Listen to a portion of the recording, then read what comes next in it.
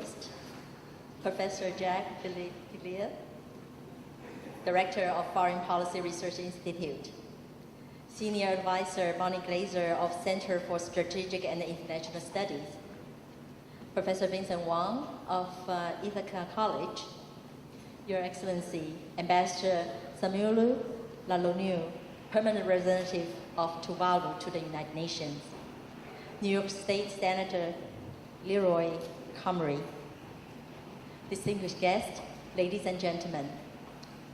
Good evening and welcome to the Taipei Economic and Cultural Office in New York. We are delighted to co-host today's timely event, along with the Asia program of the Foreign Policy Research Institute.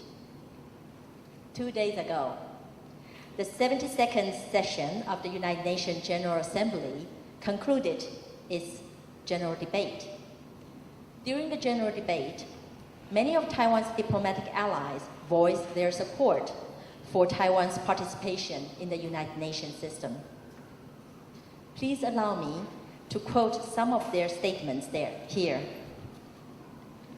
By the Prime Minister of Tuvalu, quote, "The vibrant democracy of Taiwan, who has long been an active and a responsible development partner to many countries, including Tuvalu, is being denied participation in the United Nations system.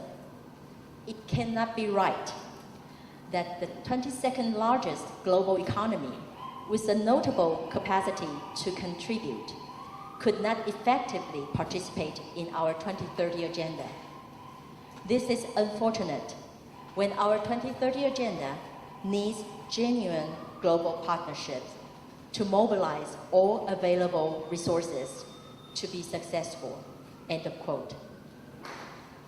By the President of Paraguay, quote, "Taiwan has relevant experiences and knowledge and has continued to the international community, and contributed to the international community efficiently.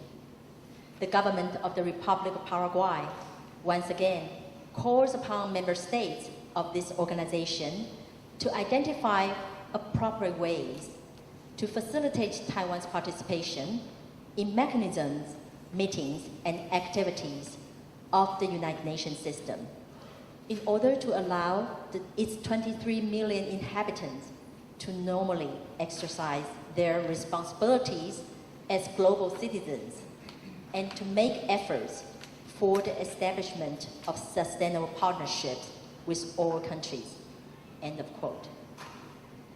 These statements represent strong and clear arguments of Taiwan's cause. Indeed, the world needs a universal multilateral system to solve the complex global challenges that we all face. And Taiwan is willing and able to be part of the global solution if the world welcomes her.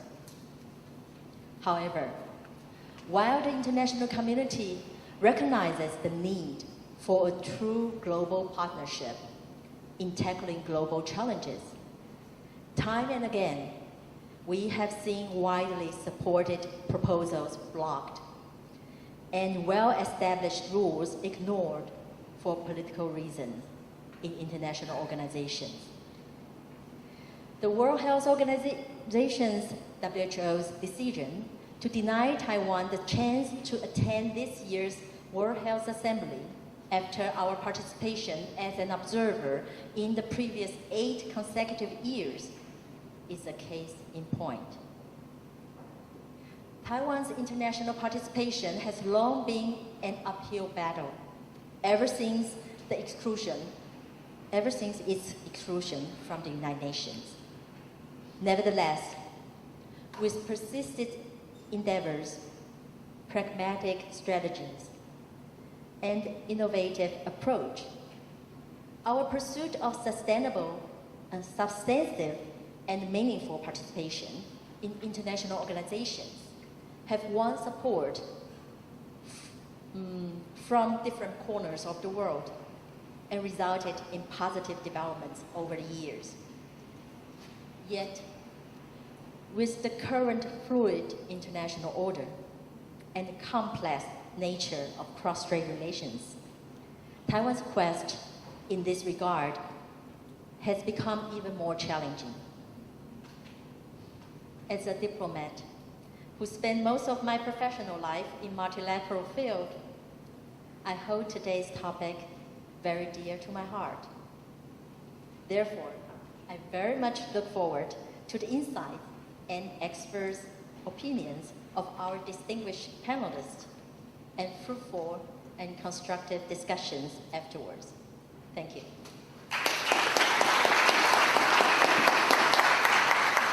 Our panel discussion to introduce today's speakers. Thank you. Good evening. Welcome to Taiwan's participation in international organizations, a Foreign Policy Research Institute Asia Program event. On behalf of FPRI, I would like to thank Ambassador Xu and the Taipei Economic and Cultural Office in New York for hosting us this evening. I must also thank them for their generous support of FPRI over the years. Thank you. Today, we are here to discuss the past, present, and future of Taiwan's international space and its participation in international organizations. Before we move on to our panel discussion, it is important to set the scene. In 1971, the United Nations passed Resolution 2758, which transferred the UN China seat from the Republic of China to the People's Republic of China. This resolution marked the beginning of the shrinking of Taiwan's international space and its participation in international organizations. In 1979, after the U.S. switched in diplomatic recognition from the ROC to the PRC, the U.S. Congress passed the Taiwan Relations Act, which to this day anchors strong but informal relations between the U.S. and Taiwan. Part of the TRA, Section 4, addresses Taiwan's participation in international organizations. Section 4D of the TRA states, "Nothing in this act may be construed as a basis for supporting the exclusion or expulsion of Taiwan from continued membership in any international financial institution or any other international organization." This statement has been interpreted in different ways since its passage, but what has not changed is the U.S. support for Taiwan's international space and the positive effects of its inclusion and participation. Despite Taiwan not having UN membership or observership, it still has worked to join as many international organizations as possible, either as a full-fledged member, as is the case with the Asia Development Bank, APEC, and the World Trade Organization, or as an observer or special guest, as was the case with the WHA and the International Civil Aviation Organization. In areas where Taiwan has not been able to attain some level of participation, it has acted unilaterally to comply with the organization's important resolutions, as is the case with the Montreal Protocol, the UN Framework Convention for Climate Change, the International Covenant on Civil and Political Rights, and the International Covenant on Economic, Social, and Cultural Rights. All of these examples point to different levels and modes of successful engagement with international organizations. However, to complicate matters, Beijing has recently tried to diminish Taiwan's international space by poaching a few of its allies, most recently Panama and Sao Tome and Principe. Beijing has also stiffened its insistence that international organizations use status-undermining nomenclature for Taiwan, such as Chinese Taipei or Taiwan China. And it has reversed the progress Taiwan had achieved in relations with UN specialized organizations. I am honored to be joined by Jacques Delisle, Director of the Asia Program at FPRI, and the Stephen A. Cousin Professor of Law and Professor of Political Science at the University of Pennsylvania, Bonnie Glaser, Senior Advisor for Asia and Director of the China Power Project at the Center for Strategic and International Studies, and Vincent Wang, Senior Fellow in the Asia Program at FPRI and Dean of the School of Humanities and Sciences and Professor of Politics at Ithaca College in Ithaca, New York. Jacques, Bonnie, Vincent, thank you for joining us. The UN has been meeting in New York. As has been true for the past 45 years, Taiwan was not at the meeting. In Taiwan has faced limited and recently decreasing engagement with UN specialized organizations such as the WHA and the ICAO.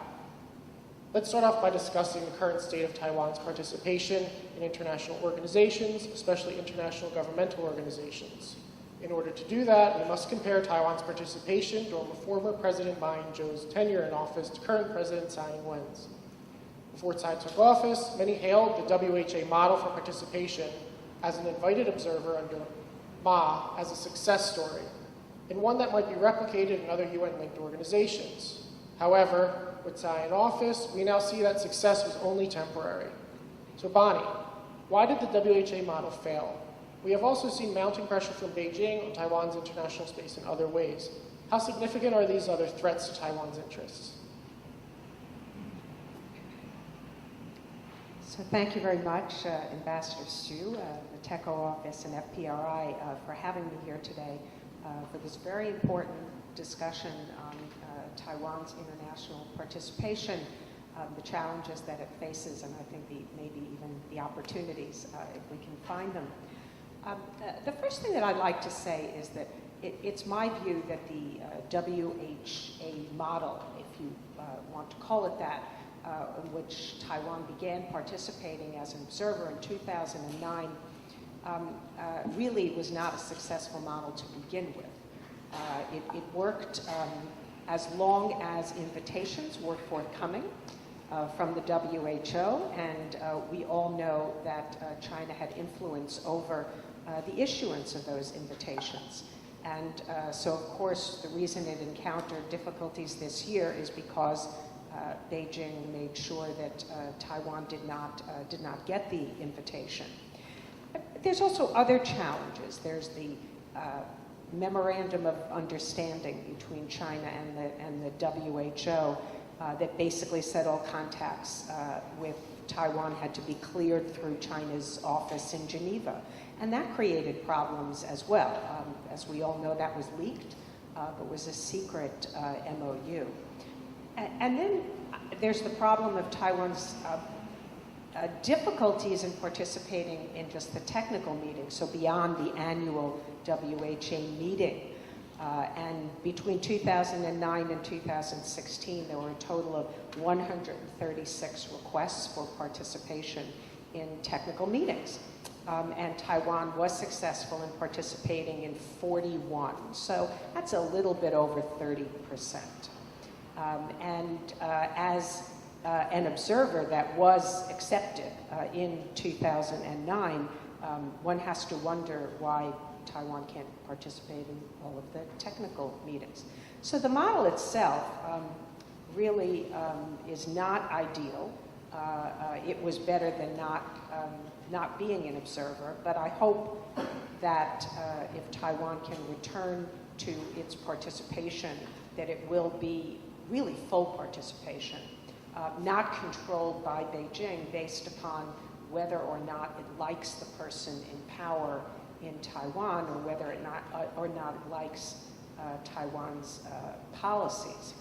So obviously there has been significant pressure from Beijing. Everybody who is in New York and works at the UN knows how difficult it is for Taiwanese citizens of all stripes just to get into a UN-affiliated meeting. And this is particularly harmful, I think, to Taiwan's NGOs that do so much of the legwork for Taiwan and participate in so many ways. And, for example, UNFCCC related events on climate change, where once again the government can't participate.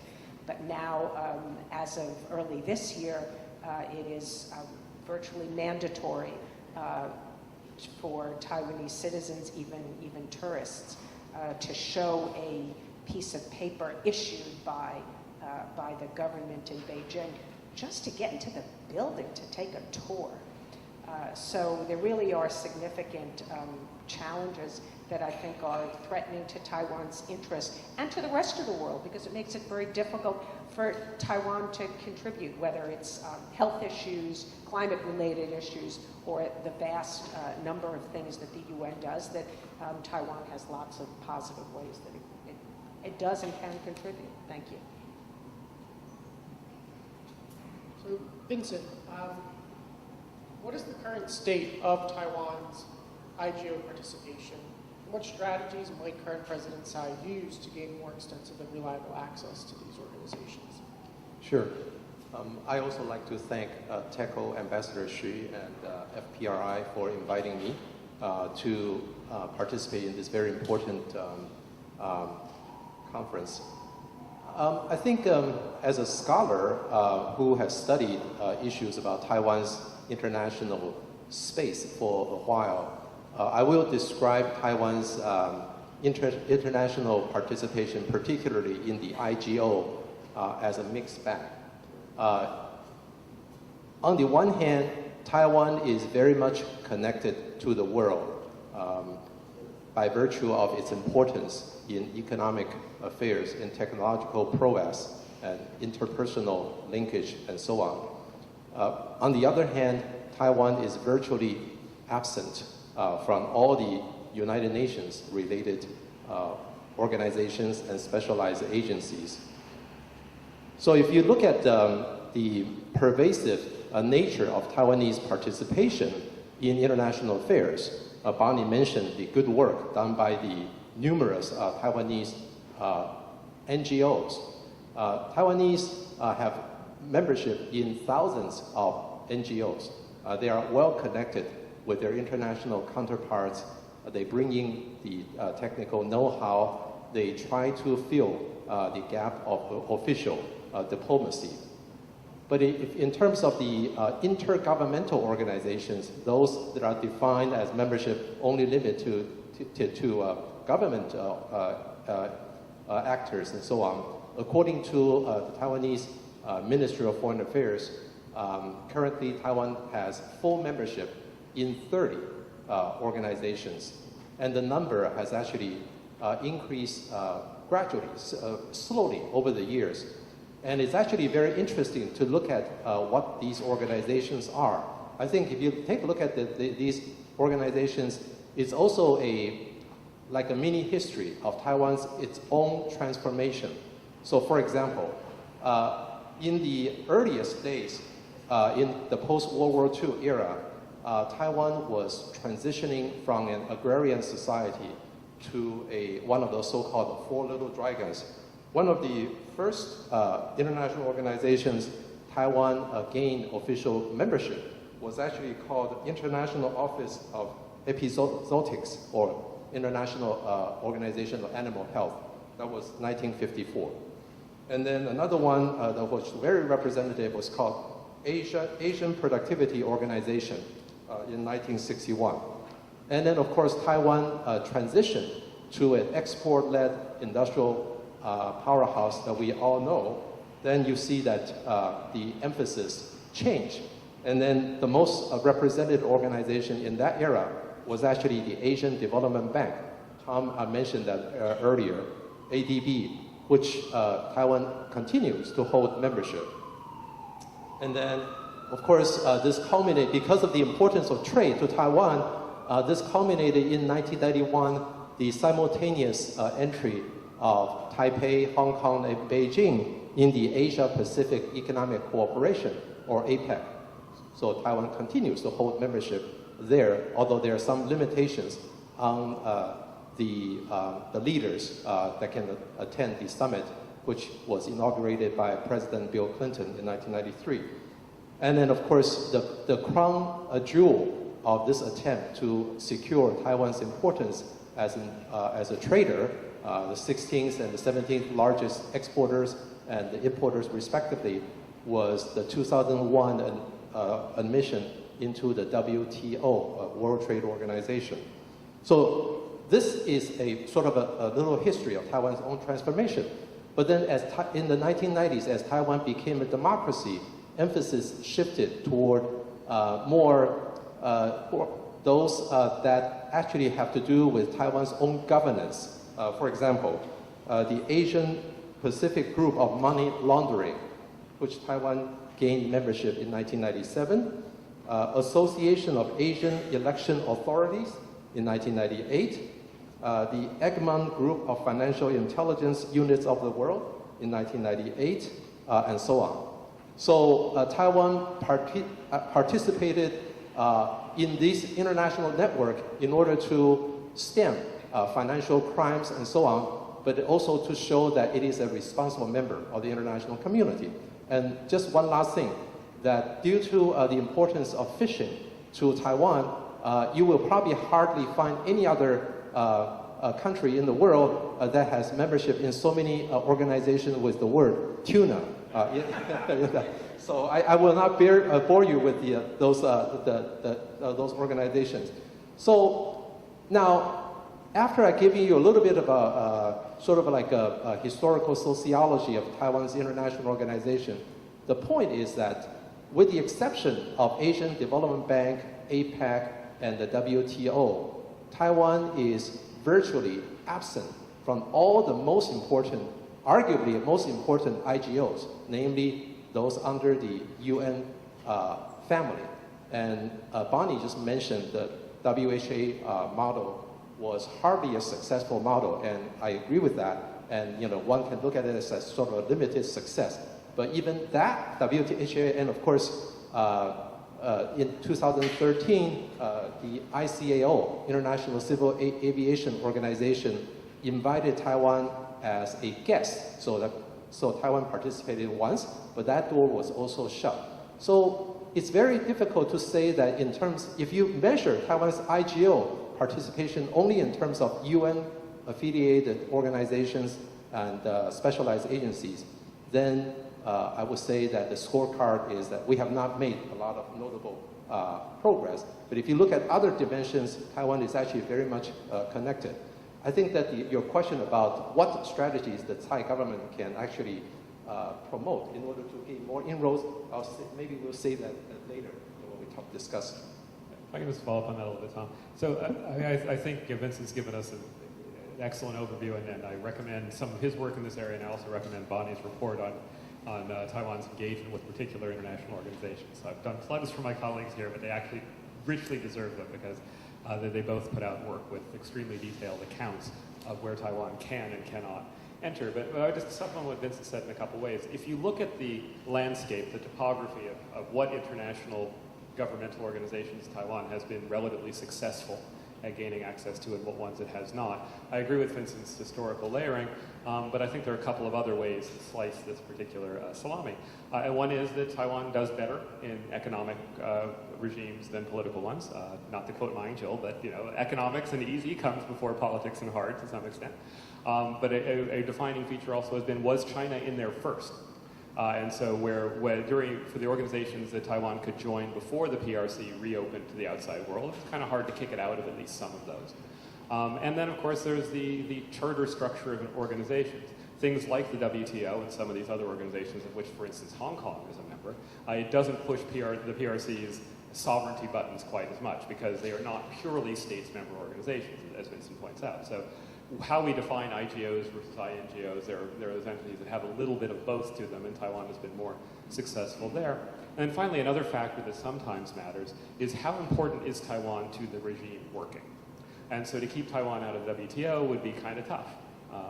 It's economic, and China did not get in way before it did, although it did manage to keep the gate. And it's not purely states member only, so it made it easier, but it's also because Taiwan was so important as a trading actor.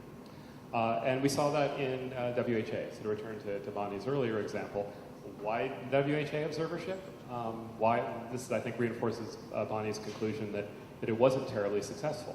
It wasn't terribly successful because it was a one-off that was then rolled back, and China remained the gatekeeper.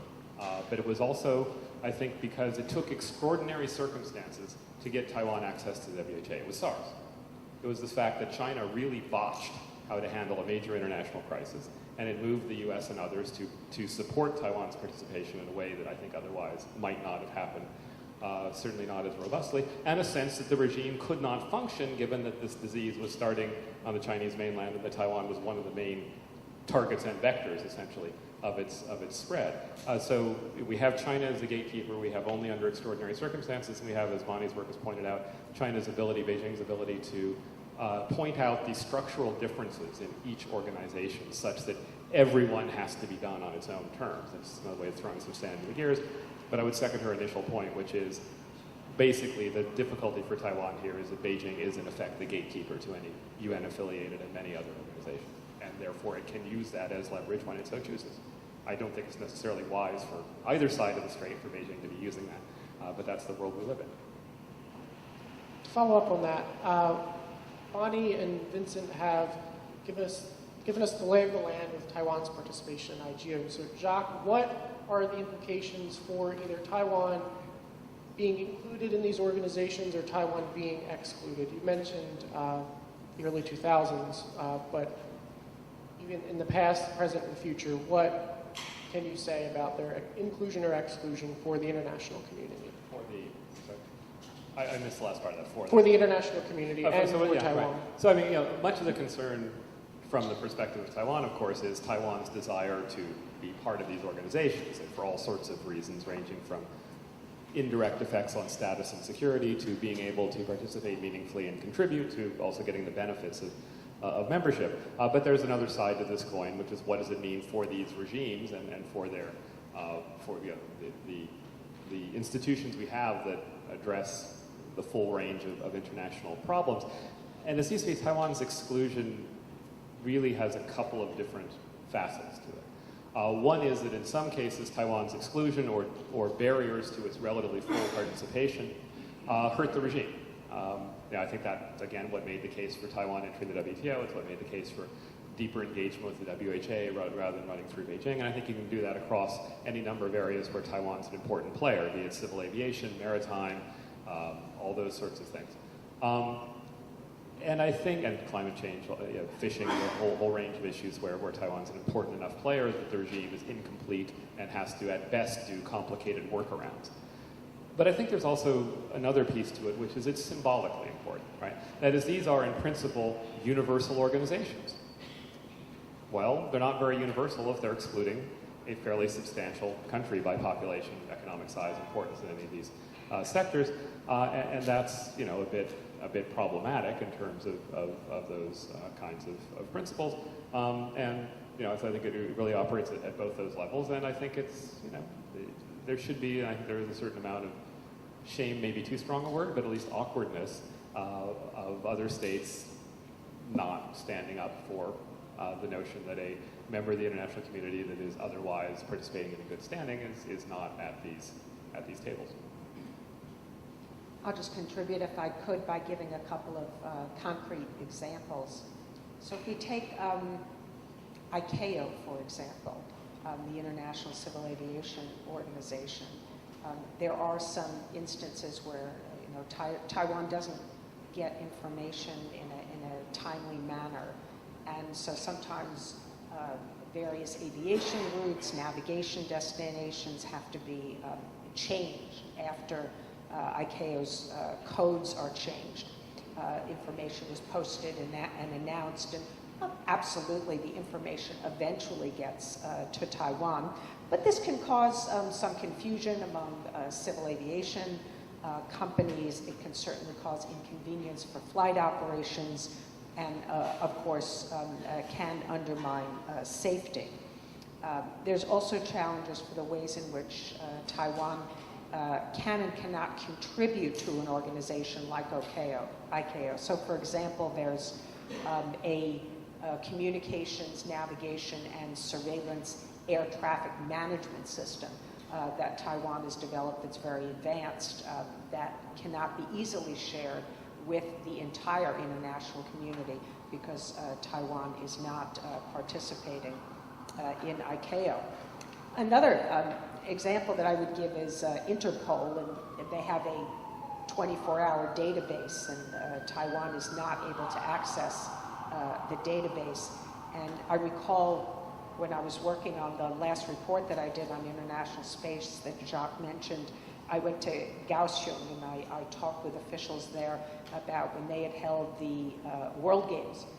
And I asked how they were able to get access to people who are potentially criminals because they don't have this access to the database. So of course they had to rely on the United States and the FBI, and the information that they got was delayed. But there were instances in which there were individuals who had applied for entry into Taiwan who were blocked, who would not have been if the U.S. had not helped.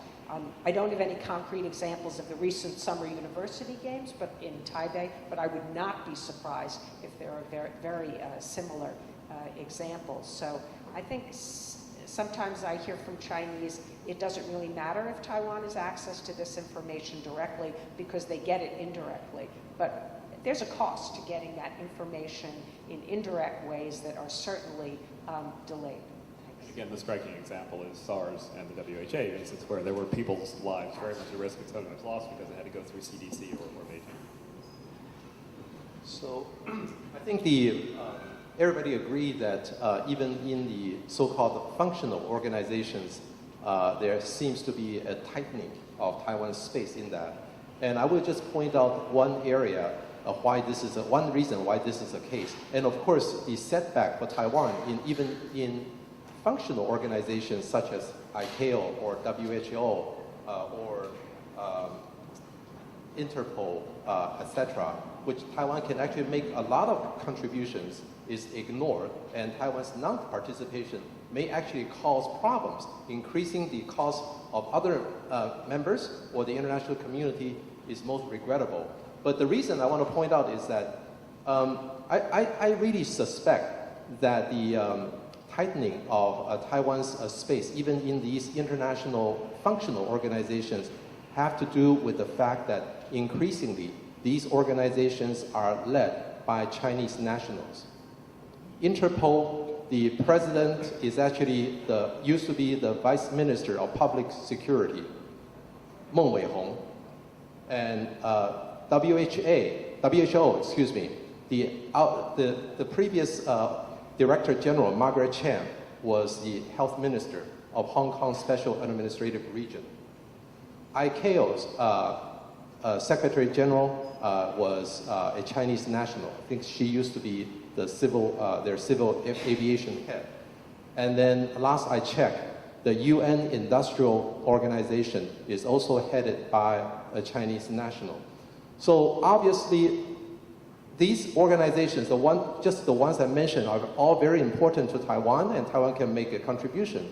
But regrettably, the civil servants or the heads of these organizations seem to put their one China principle in front of the positive contribution Taiwan can make. So I think that's an additional cost.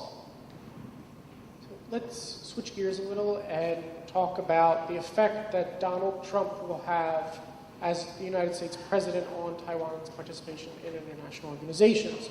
So before, Taiwan used its bread and butter of its advances in democracy and human rights to get things from the United States or get support. However, the current administration does not seem to be as emphatic about those areas as previous administrations. So under the Trump presidency, what can Taiwan do, or what should it emphasize to show Donald Trump that Taiwan's participation in these organizations matters to him?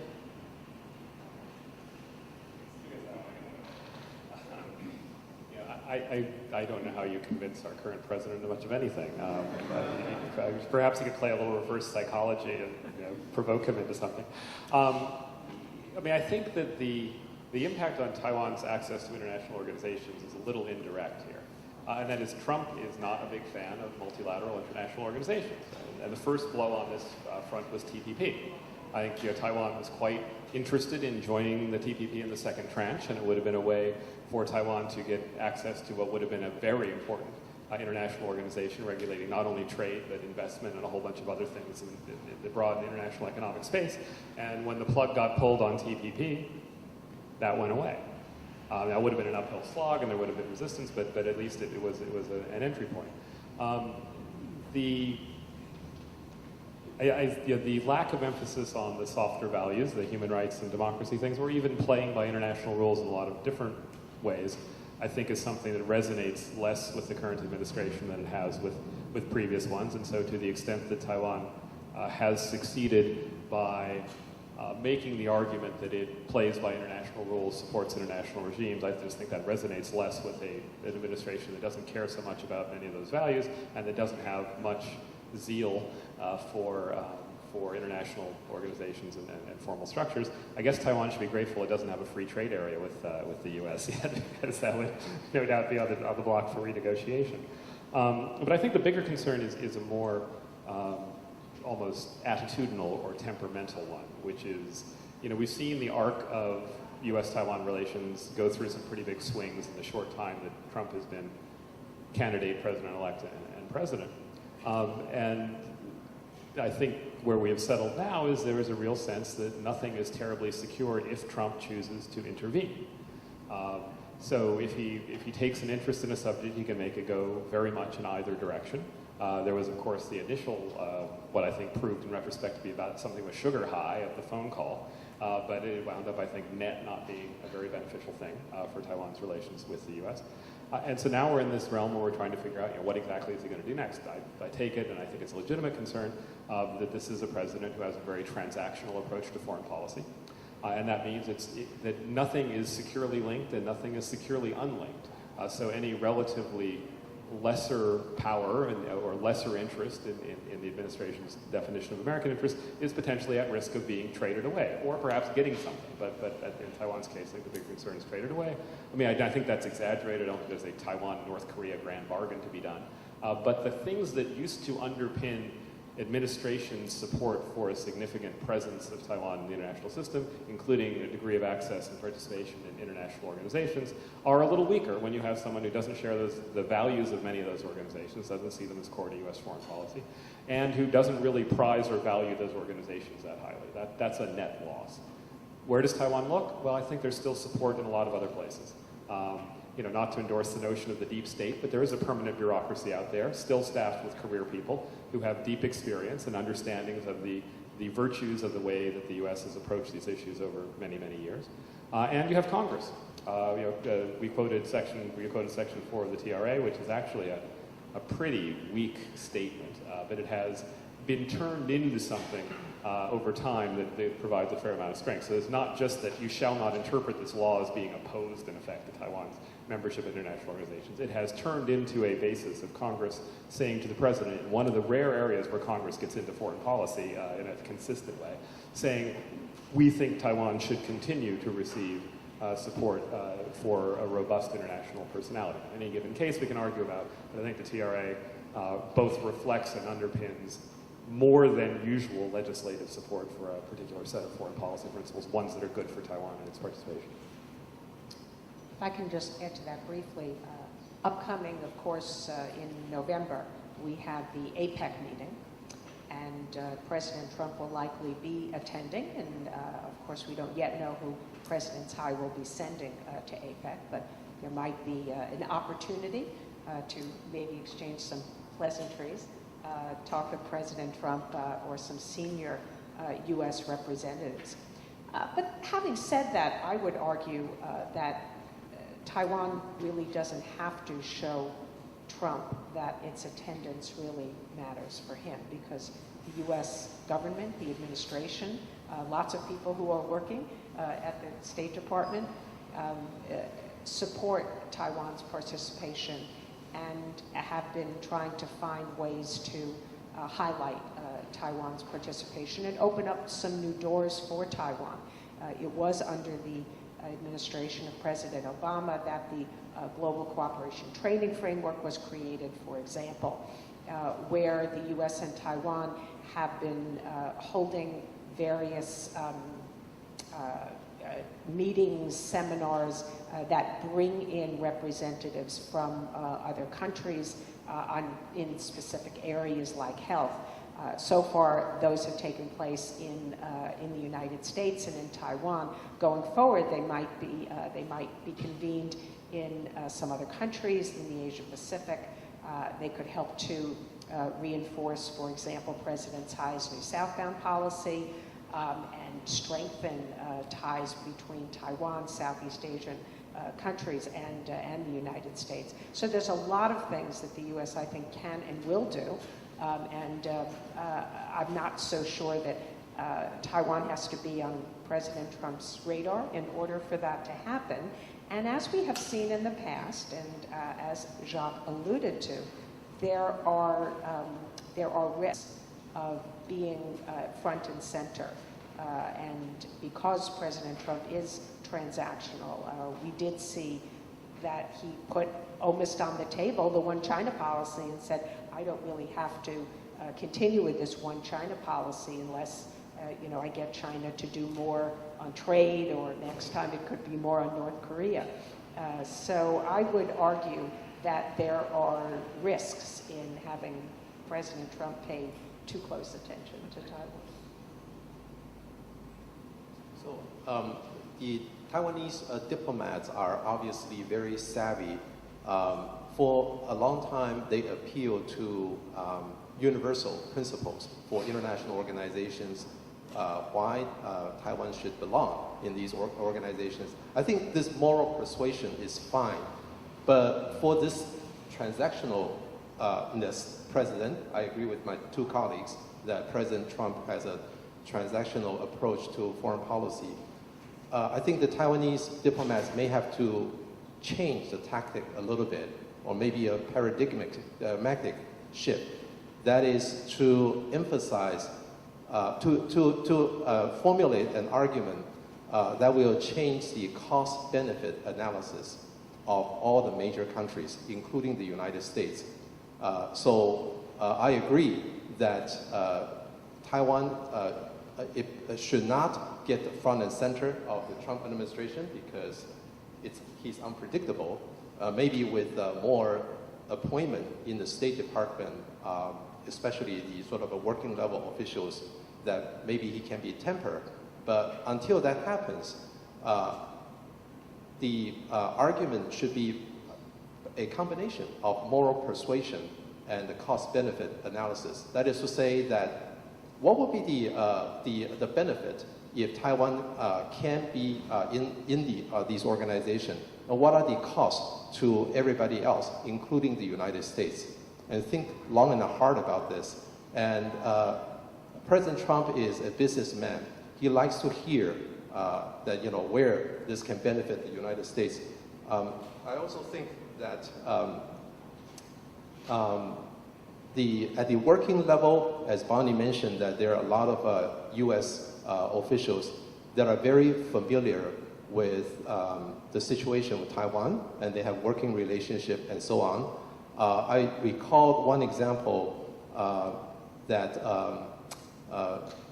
former Taiwan envoy to the United States, Shen Luxun, mentioned when he was in Geneva, because for a few years, Geneva was the hotbed for Taiwan to gain observership in the World Health Assembly. And then he talked about the close working relationship he had with the U.S. delegation at the World Health Organization.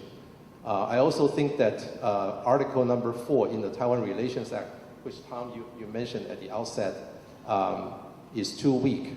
I also recall that during the momentum that got Taiwan into the WHA, annually Congress called for U.S. President, U.S. administration to provide progress report, to speak up, for the U.S. health minister to speak up, to lend critical support for Taiwan. And then when the U.S. spoke, European Union also spoke, Japan also spoke.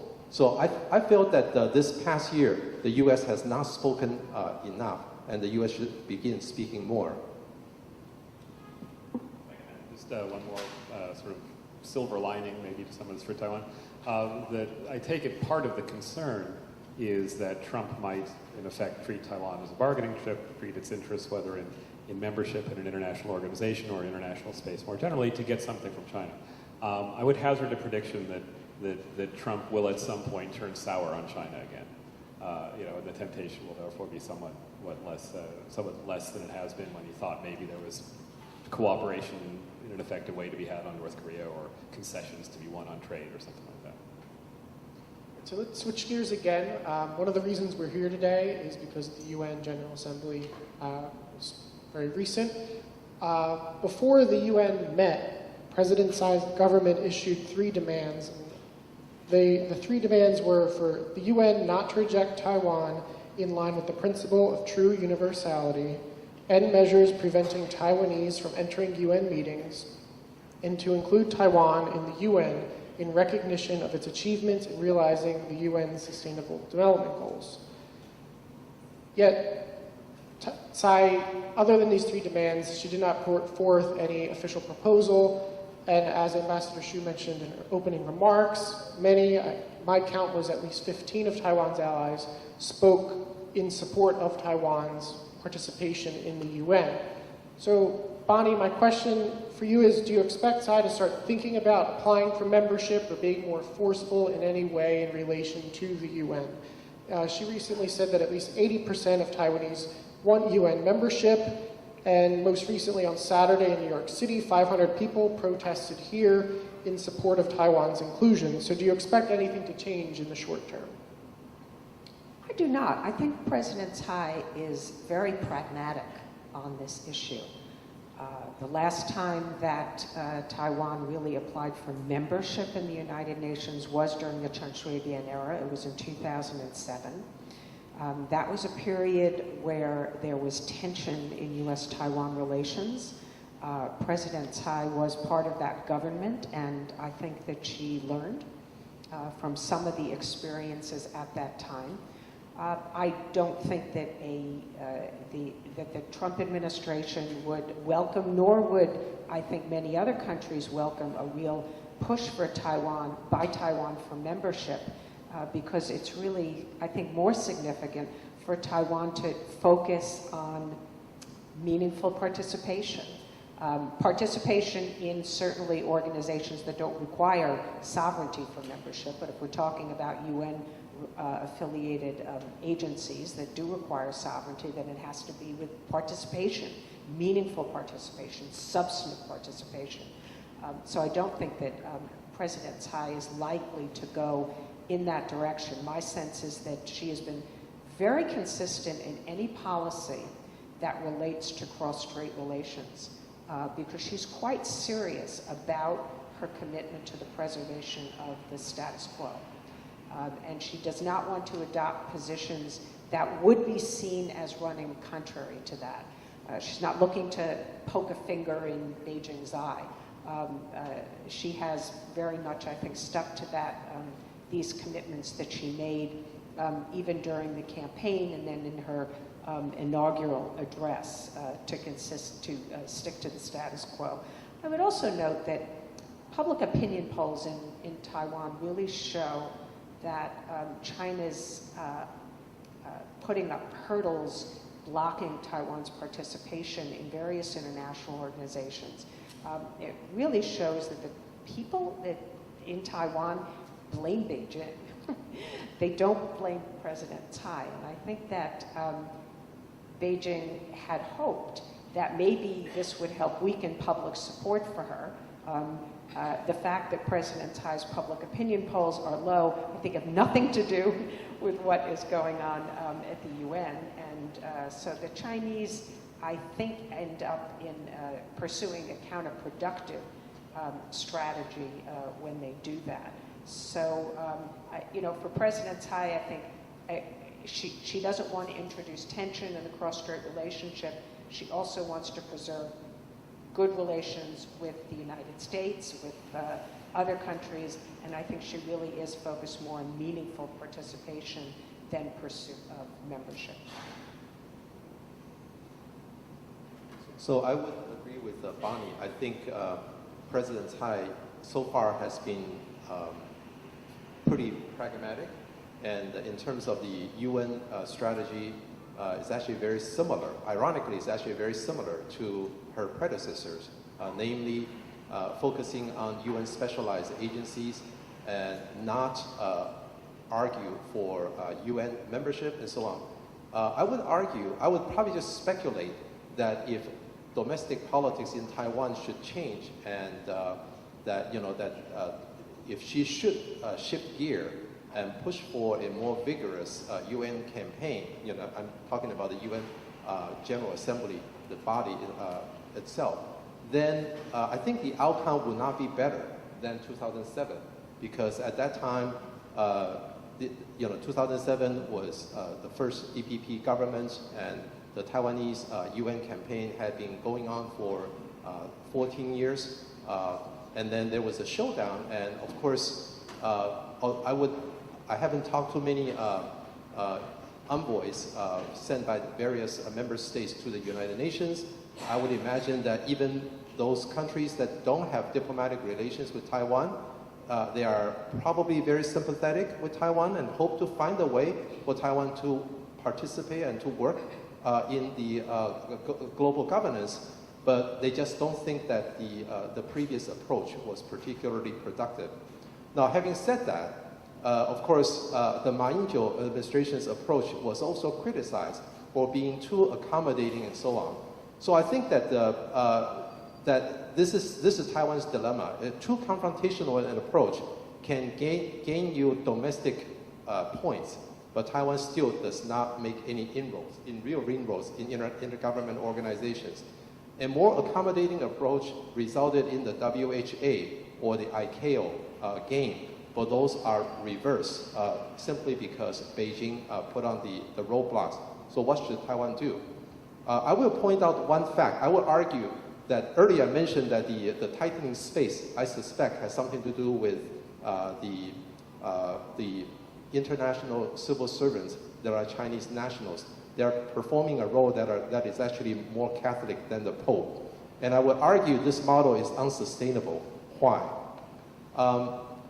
Now, although the United Nations position is that Taiwan is a part of China, and of course, in 1971, there was a resolution of 2758 that's quote-unquote settled the China representation issue. But the reality of international politics is different because Taiwan still are recognized by 20 countries, 20 diplomatic allies, and compare Taiwan's status with, say, Hong Kong or Macau or even Puerto Rico. I don't think anyone in this room will say that Hong Kong, Macau, or Puerto Rico is a country because no country has diplomatic relations with any of the three. But I have done some study that these three, let's just call them dependencies, actually have greater presence in intergovernmental organizations than Taiwan. For example, in International Maritime Organization, International Hydraulic Organizations, or Interpol, and so on. So the fact that their previous colonial powers, namely Great Britain or Portugal or even the United States, have see to it, sort of have a more enlightened attitude about their dependency to have sort of a proper international space.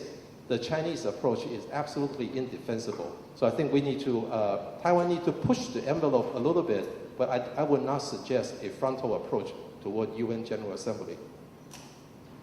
I'd agree with what both of my colleagues said there. Why would Tsai go down that path, right? I mean, seeking formal UN entry is not going to work. China and others will stand in the way. Having Taiwan's diplomatic allies, other friends, and Taiwan itself proclaim that it is unjust and unfair to exclude Taiwan is a perfectly sensible strategy, and then the better route is meaningful participation or observership on which you can build, and that if one is going to push for something like membership, it's better in the other organizations we've been talking about, whether they are international non-governmental organizations, which are generally open, or these organizations which aren't UN affiliated and therefore don't have that roadblock. That's what seems to be where the traction is to be gained. So we're almost out of time, but before we take your questions, I want to shift gears one last time to what we've been talking about in the last answers, is China. And, excuse me, it is important to look at the issue from their perspective in order to understand why PRC acts the way that it acts. The PRC fears giving Taiwan any sort of UN recognition because of the effects it might have on Taiwan's international space and status and on Beijing's One China principle. So, Bonnie, would you like to start us off and explain why or what the PRC's fears are about these issues and if any of their concerns are actually valid? Well, I do think that Beijing has historically feared that if Taiwan were to gain participation, particularly status in organizations that require sovereignty, that could sort of snowball and somehow China would lose control. It's hard to believe that China really has those fears today. China is obviously the second largest economy in the world. At some date in the future will be the largest economy.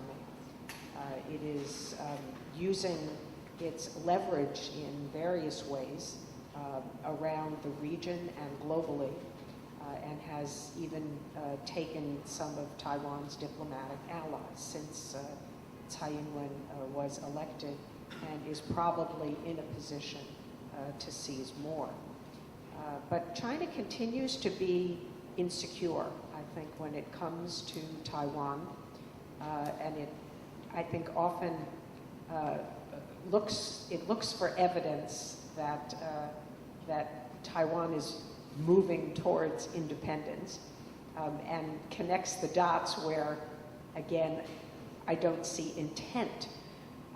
But you could read articles or listen to interviews by experts from mainland China who talk about the de-Sinification actions, what they call the 去中国化 activities. And again, just connecting the dots, saying this is cultural independence or soft independence.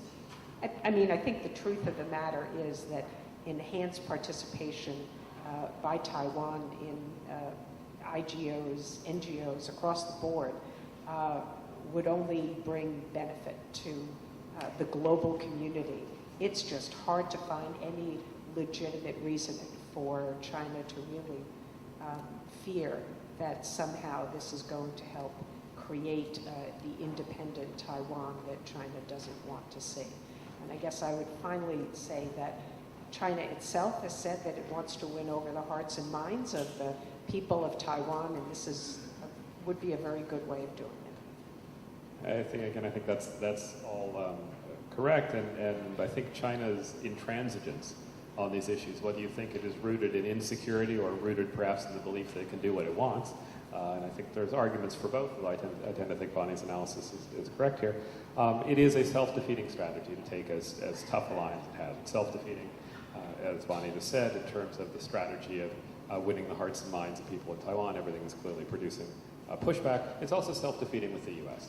I mean, the U.S. claims to have a policy of strategic ambiguity. In some ways it does, but there are pieces of strategic ambiguity that are pretty darn clear, which is if cross-strait relations go badly, what the U.S. inevitably does is look at the situation and decide who is to blame, and tends to be more sympathetic toward the party that is seen as not the instigator of the crisis. So we were pretty tough on Chen Shui-bian during the latter part of his administration, certainly, and I think been relatively supportive of Tsai, because the sense is that Tsai has committed to stability and not upsetting things. And so the more China pushes hard against Taiwan and its international space and participation in that context, the less sympathetic much U.S. opinion becomes toward its agenda. I mean, I think basically we're in a situation now where the U.S. focus has been, to say that Tsai has sought stability and that formal pushes for independence are off the table, so China should kind of relax.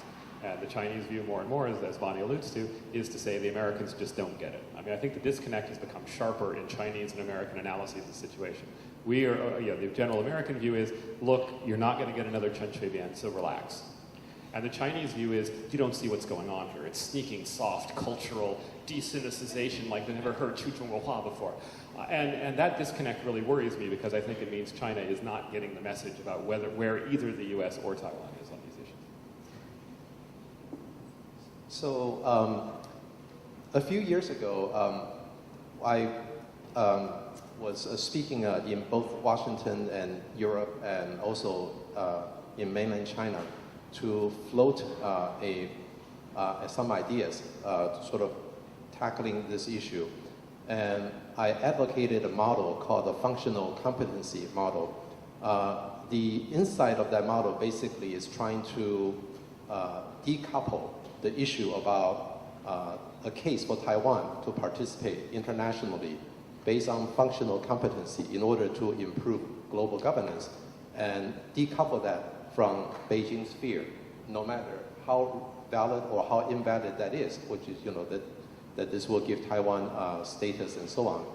And actually, was at that time it was 2010, 2012, and so on. It was actually moderately well received in China. So at least at that time, they were willing to consider that. So they say that, what organizations you think Taiwan would be interested? I would say, every day you say you want to win the heart and minds of Taiwanese people. If you give, if you help, or you can help just by not obstruct Taiwan participation in these 20 organizations, you will go a long way toward winning the hearts and minds of Taiwanese people. So obviously the ones I mentioned are all important functional organizations under UN body, provided we can decouple this.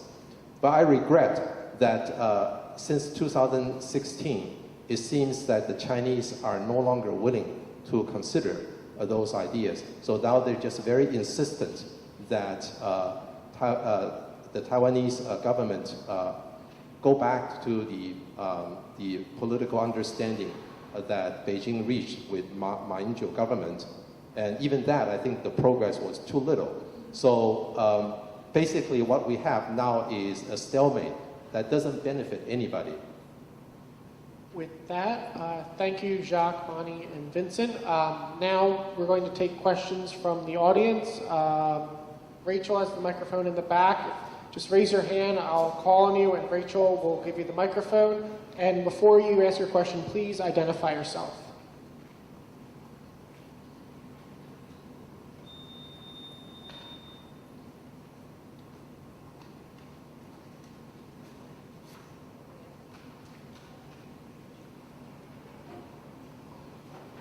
My name is Dr. Tsai. I'm a surgeon from New Jersey, Robert Johnson. Been participating in several protests on WHA. I have come to realize Taiwan wants to join the international community. It's no longer what Taiwan wants to join or not. This is completely become a politics, be it WHA or Olympic, music, culture organization. Thank God that they have not invaded my field, that is the medical field, yet in our medical organization. I found out that the couple of few days, the excitement from Taiwan, being appointed Mr. Lai become a prime minister. Those excitement are palpable that I can feel it from here. The reason behind that because Mr. Lai is speaking for the truth, speaking for the people of Taiwan. Vincent, I want to ask Vincent a question when he said that there's an envelope that Mr. Tsai and Ms. Tsai had to push. I wonder if Ms. Tsai knows where is the envelope. That's the question for you. President Tsai, does he know where is the envelope? You will suggest her to push the envelope. And I wonder whether she knows where is the envelope. Question for Bonnie, that she was mentioning about status quo. The status quo never is static, it is a dynamic. As you are aware that China military has been circled Taiwan. The status quo never is static condition. Therefore, Taiwan has to respond because if without response, Taiwan will be evaporated eventually.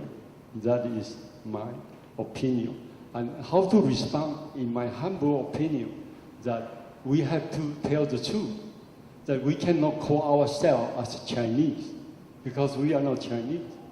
That is the number one.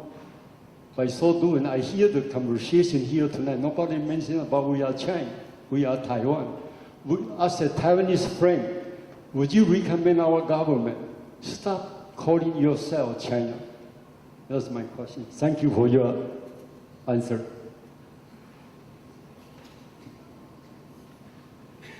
So when I mentioned the hypothetical situation, if President Tsai should take a more confrontational approach, that was to follow Bonnie's observation, which I agree, is that President Tsai so far has been very pragmatic. And from my observation, a pragmatic approach seemed to have served Taiwan better.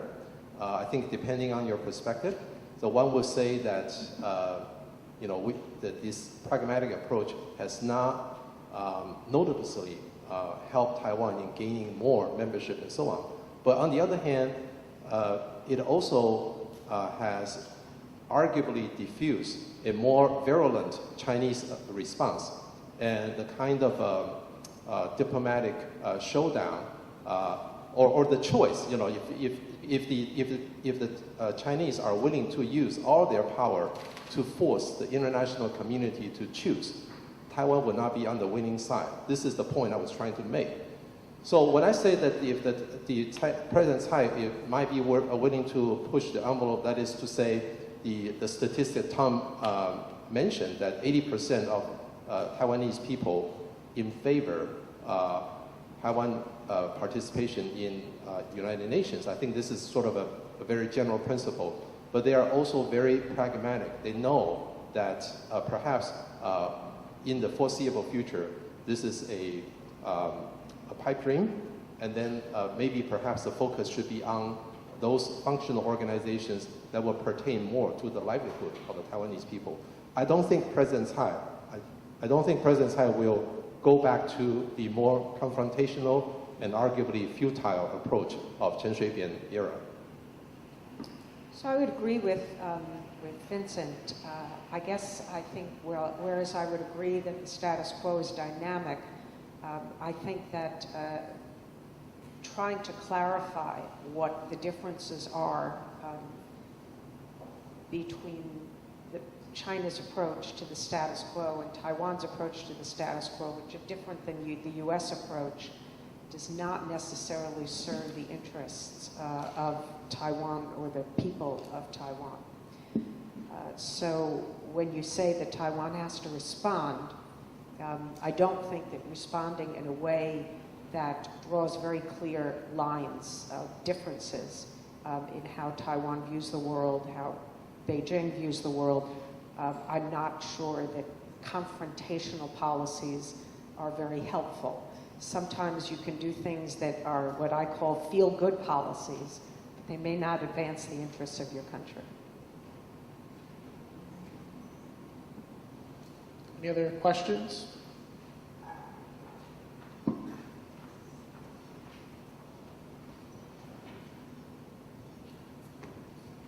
Hello, my name is Kevin McMullen.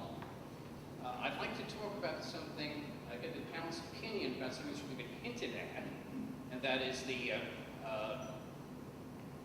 predicament that Taiwan is in, that it can't force the envelope, it can't increase the tension across the straits, not only because it's dependent on actions like big powers like the United States, but that it's made itself economically vulnerable to China. Hasn't the government of Taiwan put itself in an impossible position over the years by allowing its own nationals to invest so heavily in the mainland? I'm sure that any of us in this room could easily list 6 pretexts on which the Chinese government could seize the Taiwanese-owned factories on the mainland. Now, everybody may know it's a lie, but they could operate them or even take the economic loss for political reasons. That as soon as the United States and other countries recognize Taiwan and put it in more international organizations, the government on the mainland can retaliate against Taiwan. And the scream in domestic politics on Taiwan will be among the people who have just lost money on the mainland. Thank you.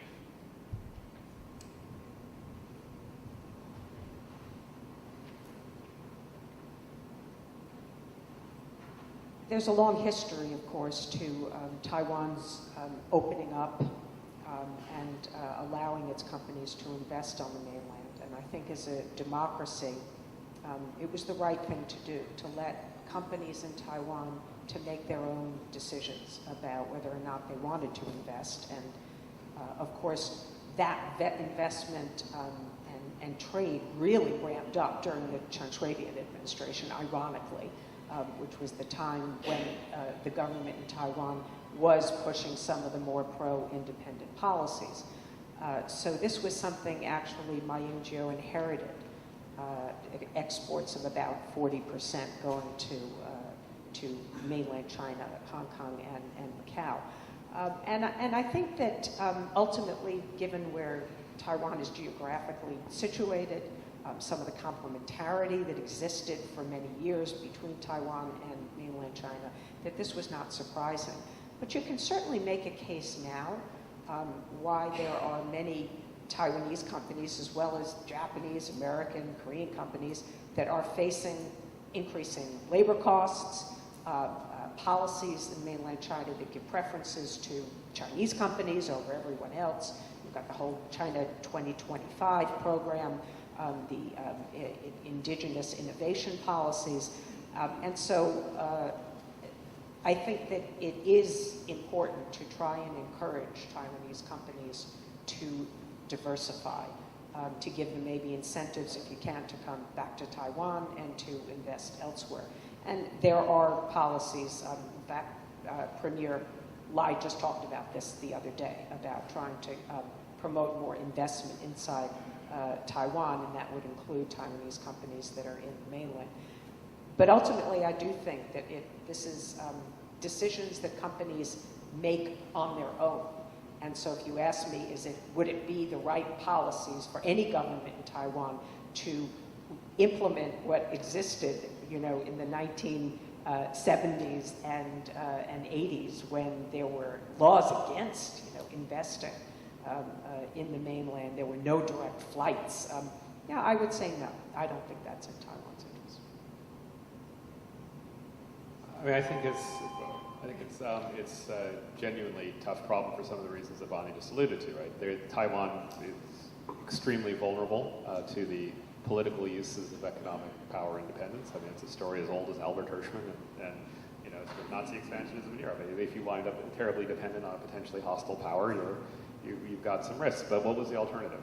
I mean, the natural complementarities are huge, the cultural connections, the proximity, all of that pushes very much in that direction. And I think there's sort of an arc here, and Bonnie implied some of this, that in the early days, there was so much opportunity of going into China and investing. And there was such a guarantee because China really needed that Taiwanese investment. Now, of course, Taiwan is tiny compared to the Chinese economy. The bloom is a bit off the Chinese rose for Taiwanese investors and others, and so it's starting to swing back. But those vulnerabilities are there, and the natural complementarities are such that it's hard to evade. But I would just add that, of course, the government in Taiwan has not been blind or deaf to these concerns. It's just that pushing back against the tractor beam pull and the preferences, whether they're wise or not, of companies that are free to behave in market ways is tough. I mean, we've seen the old southbound policy and the new southbound policy, and there are good arguments to be made why they can make some progress, but it's very hard to by industrial policy or foreign policy really rejigger these things. And I would agree that the best hope for diversification are the market forces that are now going on that make China in some ways a less attractive destination for some of the kinds of investment that Taiwanese companies make. But I also don't think it would be that much of a solution, even if one were willing to bear the economic cost, to try to restrict. I think Bonnie's pointed to the political problems of doing that in a market democracy. But in addition to that, it doesn't eliminate the many tools that the mainland has to pressure Taiwan. Cut off tourists, right? I mean, that's not exactly Taiwanese investment or companies on the mainland, but it can hurt. I think the question you asked is a very important one.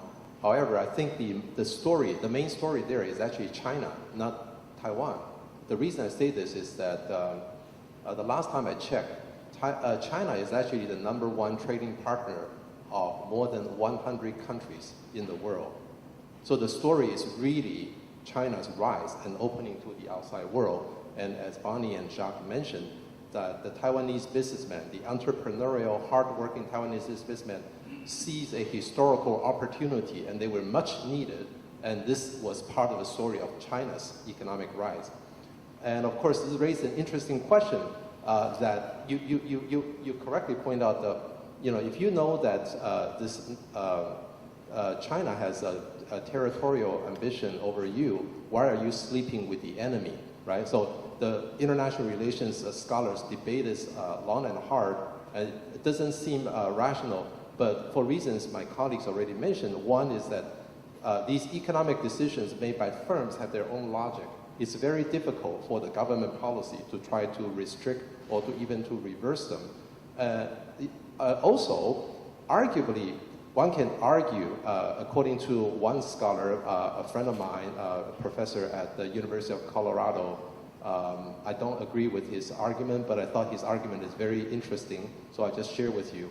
So he argued that the Taiwanese trade investment with mainland is actually a sign of assurance to send peaceful attention and so on. To follow his logic, you can argue that when the two sides, mainland and Taiwan, had no trade, no connection, or no whatsoever, China could hurt Taiwan militarily. But today, China could not hurt Taiwan without hurting itself. So that's the big difference. So I think that when China learned to use its economic muscle for achieving some nationalistic goals, for example, punishing Japan over the rare earth issue or punishing Taiwan over the tourist issues and so on, the international community learned what a troublemaking economic giant China is. So I think that actually has some socialization effect.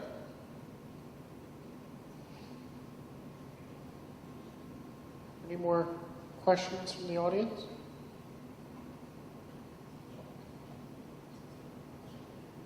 In the back.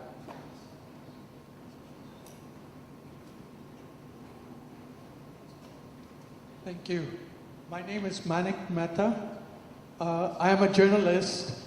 My question pertains to the TRA, the Taiwan Relations Act. Is it still a very valid and viable piece of legislation that could be applied? Or is it being used from the Taiwanese perspective to sell arms to Taiwan? Could you clarify on that? Thank you.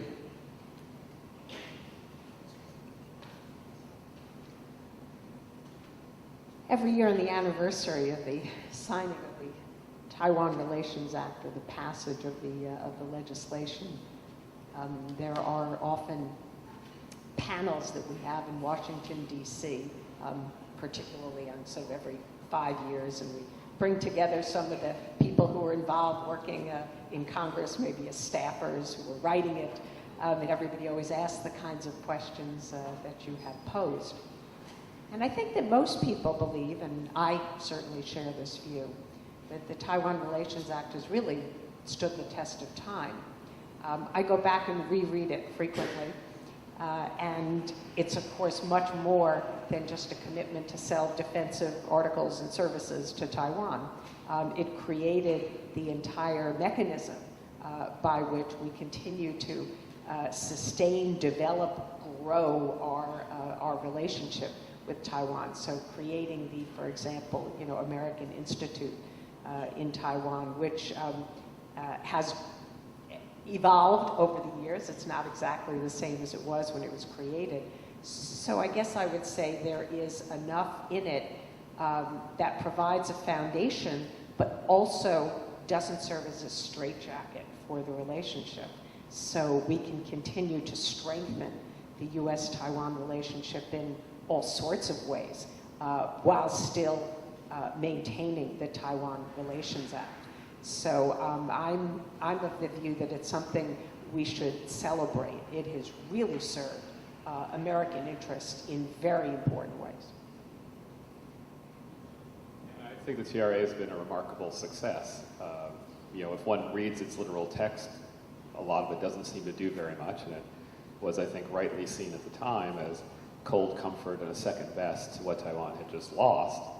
But it achieved, I think, a bunch of things. Its principal immediate goal was to express a U.S. commitment and need to have Congress, with only the partial cooperation of the executive branch, it wasn't fully adversarial, it wasn't fully cooperative, put out a piece of legislation that affirmed the U.S. government commitment to an informal version of what Taiwan used to have formally. So no mutual defense treaty, but still arms sales.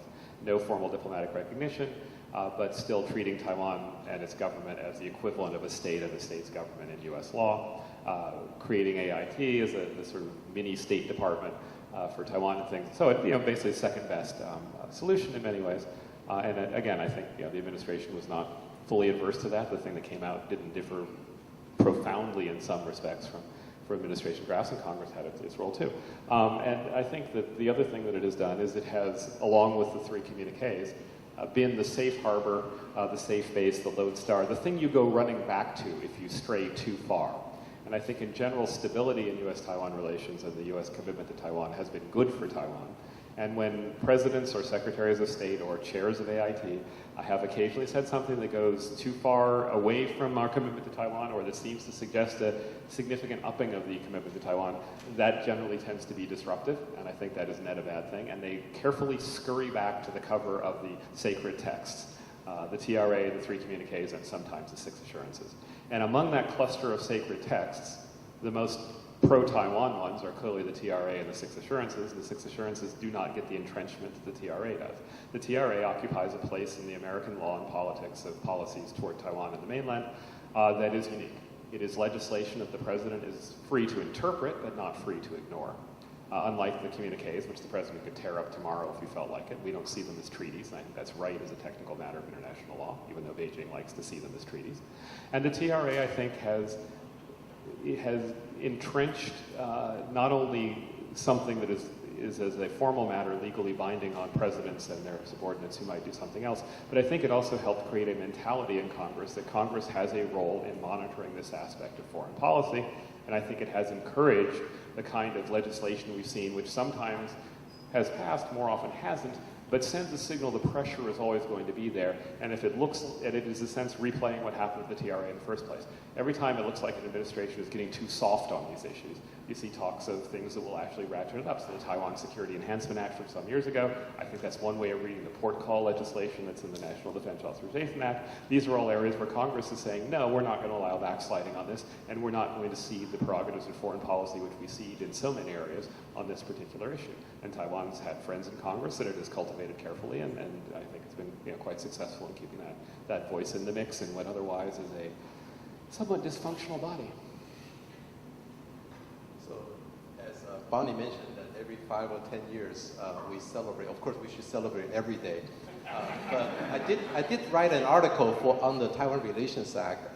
So, in the title of my article, I asked whether it is a enduring framework or accidental success. The reason I ask whether it's an accidental success, I actually have more to do with the very unique legislative and executive balance that pertained in 1979, and also the politics at that time.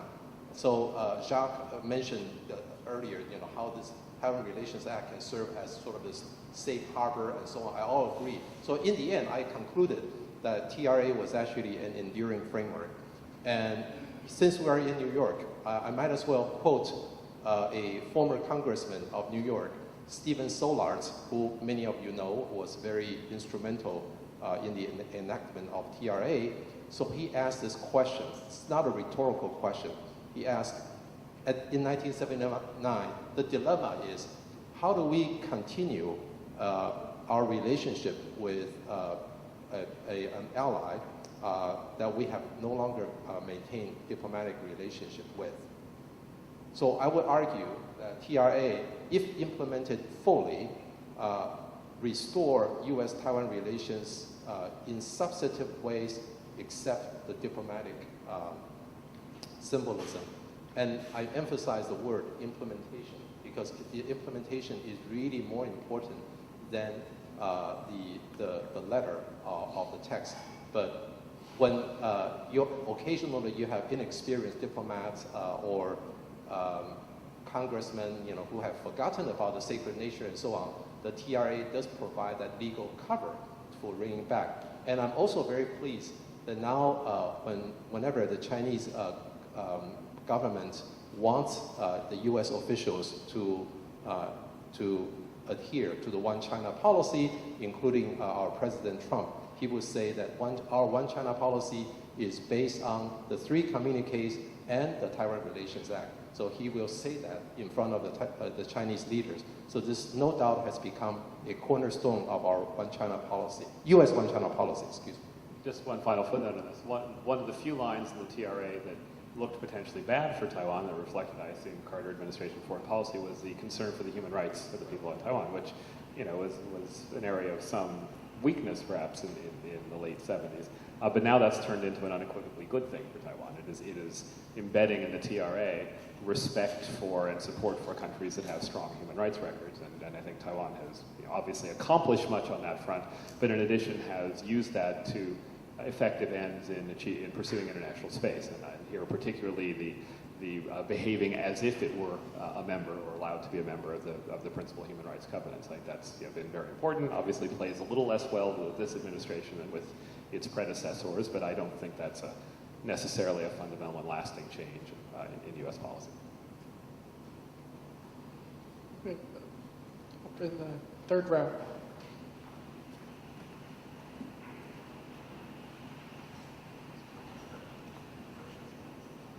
I'm Professor Xin Chu, State University of New York. And what I've heard a lot from the participants, and I have not heard anything, what the Taiwan government has done and tried to anchor up to the UN. And the other day, the Ing-wen, the Taiwanese EA administrator came here and gave a pretty significant talk about how Taiwan is willing to get into UN and by voluntarily guarantee they are doing a lot of work for sustainable development goals. And actually, Taiwan put more than 10 programs into that and try to fulfill UN 2030 goals. So Taiwan has done a lot. Okay? So, and that, in one of his presentations, kind of, I think it's a map, and which shows the northern Taiwan, the Yangtze area, does not have a pollution, and then go down to the south, and a lot of pollution there, and the Thai government had decided to put hundreds of millions to clean up the pollutants.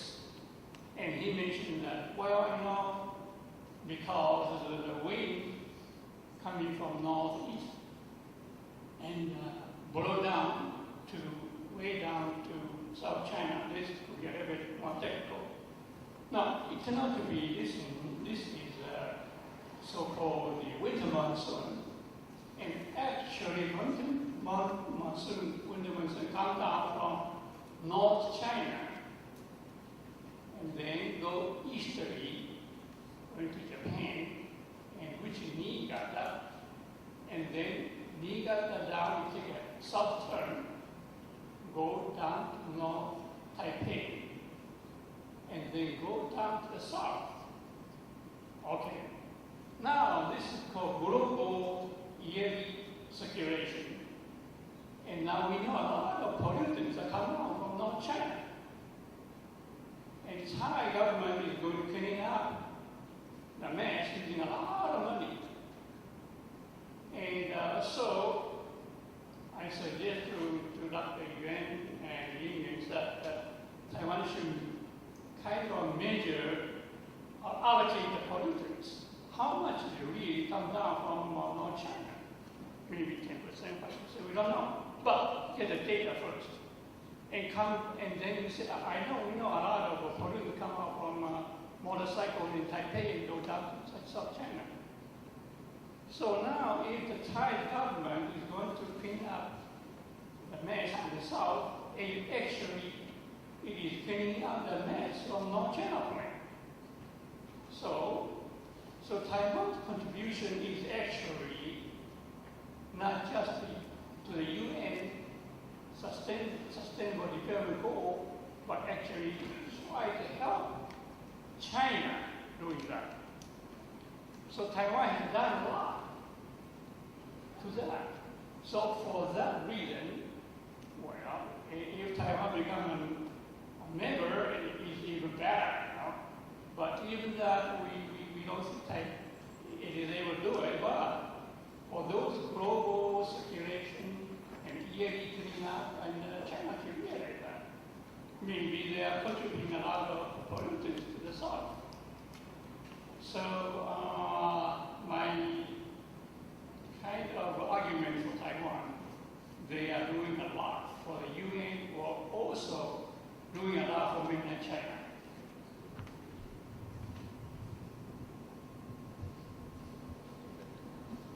So the pollutants from China fly over not only to Japan, Taiwan, but as far as the US West Coast. So we are all cleaning up for China. And I think that I think that your argument is, has some merit. I think that the more important point to me is that now life is not fair, right? That Taiwan is doing all these voluntarily complying with the goals of sustainable development, and then yet we are precluded from international organizations. I would argue that Taiwan should do it for two reasons. One is that it is in Taiwan's self-interest, to clean up its environment, and as a responsible world citizen, you would do it either within or without the United Nations. A second reason is that it actually makes a better case for your appeal to join the United Nations specialized agency. And also think about this, when one day the call does come, Taiwan is already compliant with all these regulations and rules and so on. It will be a lot easier for Taiwan to join. I think with that, we're out of time. So thank you to Bonnie, Vincent, and Jacques for all of your comments, and thank you all for joining us this evening.